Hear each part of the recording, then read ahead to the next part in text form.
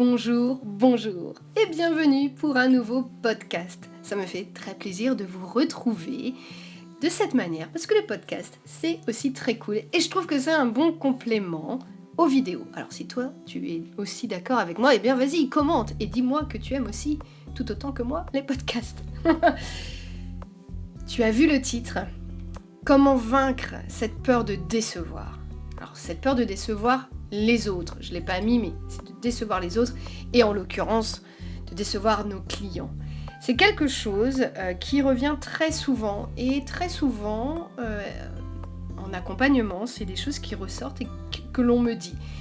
Mais tu sais, quand je rends la galerie, j'ai vraiment peur de décevoir. J'ai vraiment peur que mes clients ne soient pas satisfaits. Alors ça, c'est forcément lié à la confiance en soi, bien évidemment. Et forcément, quand on parle confiance en soi, je le dis, il y a des moments, même si ça fait des années que tu es installé, il y a des moments où ta confiance en toi est un petit peu ébranlée. Pourquoi elle est ébranlée ? Il faut accepter qu'elle soit ébranlée et que que là ça va moins bien et tu as moins confiance. Il faut se poser des questions et savoir pourquoi. Qu'est-ce qui s'est passé ? Et en s'interrogeant, on peut remarquer que, effectivement, j'ai peur de rendre la galerie. Parce que la séance photo s'est passée comme ci, comme ça. Je n'étais pas dans mes habitudes parce que on a été interrompu. On était par exemple dans une maison et on a été interrompu. Il y a quelqu'un qui est arrivé, ça peut être un livreur, ceci, cela, ou la voisine. Enfin, ça m'a déstabilisée parce que du coup, on était dans un mood et tout est retombé.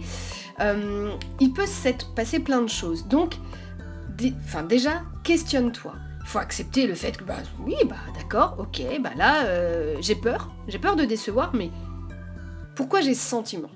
Et quand tu vas à la source du sentiment, déjà, ça te permet d'aller un petit peu mieux, et de te dire, ah oui, d'accord, je peux expliquer les choses.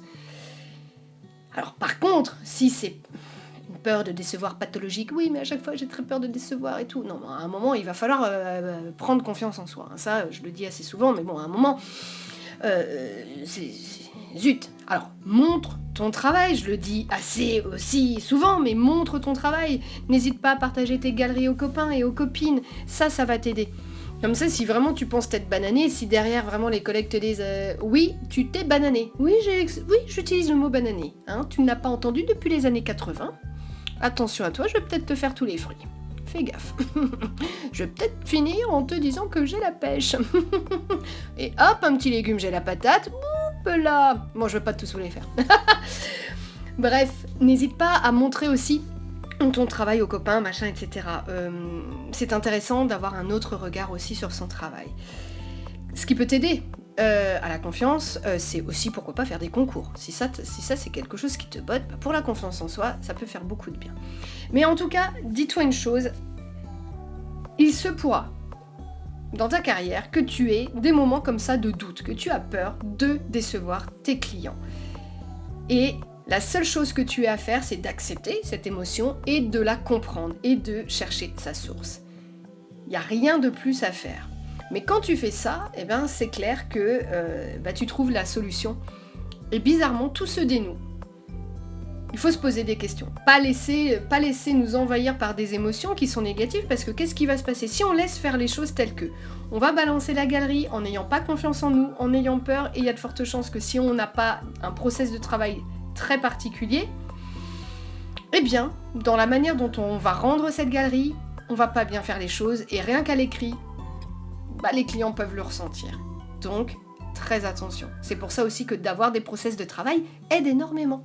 D'avoir des habitudes je vais rendre d'une certaine manière la galerie en faisant ça, et ça aide. Voilà.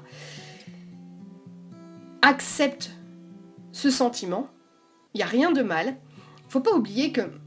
Alors, quand j'étais petite, j'ai fait du théâtre. C'était juste magique. Et en fait, j'avais très très peur. Juste avant de rentrer en scène, un gros trac.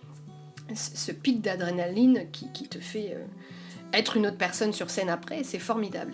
Et ça, faut l'accepter aussi d'avoir un stress, ça peut être un stress bénéfique et de se dire mais je veux rendre le meilleur pour eux, je veux pas les décevoir parce que je veux rendre ce qu'il y a de mieux, c'était tellement formidable ce qu'on a vécu que il faut que mes images soient à la hauteur de ça.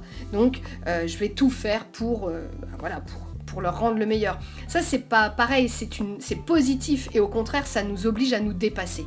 Donc la peur de ne pas décevoir dans ce sens-là, elle est vraiment positive. Et il faut pas qu'elle devienne négative.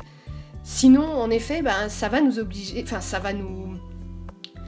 on va se retrouver enfermé dans un truc et puis après, on fera plus rien parce qu'on aura toujours peur de décevoir. Et donc, on va pas entreprendre, on va pas écouter sa créativité, etc., etc. Laissez-vous aller et accepter tout ça et vous verrez, vous allez bien mieux vous porter et vous vivrez bien mieux votre travail. Que ce soit un travail de photographe ou un autre, hein, peu importe ce que vous faites, parce que ce que je dis là, ça peut être totalement aussi appliqué à sa vie personnelle. Aussi, voilà. En tout cas, je vous remercie infiniment. Vous ne me voyez pas, mais j'ouvre les bras en grand pour vous remercier infiniment de m'avoir écouté jusqu'au bout. J'espère que ce nouveau podcast vous aura plu. Je ne vais pas étirer le sujet pendant des heures et des heures, ça ne sert à rien. En tout cas, j'ai hâte de vous lire, que ce soit en message privé ou ici en commentaire. N'hésitez pas à mettre des petits likes, ça fait toujours plaisir, à vous abonner si ce n'est pas déjà fait. C'est vraiment la manière pour me soutenir. Vraiment, je le dirai jamais assez, mais pour me soutenir, voilà. Abonnez-vous à cette chaîne YouTube et ce sera formidable. Alors, bien évidemment, si tu écoutes ce podcast et que tu es sur Insta, oui, voilà. Mais abonne-toi à mon compte Insta, ça marche aussi. Bon, allez, sur ce, à très vite pour de nouvelles aventures. Et cette fois, je pense que la prochaine fois, ce sera avec ma petite trombinette. Je vous embrasse. Ciao, bon dimanche.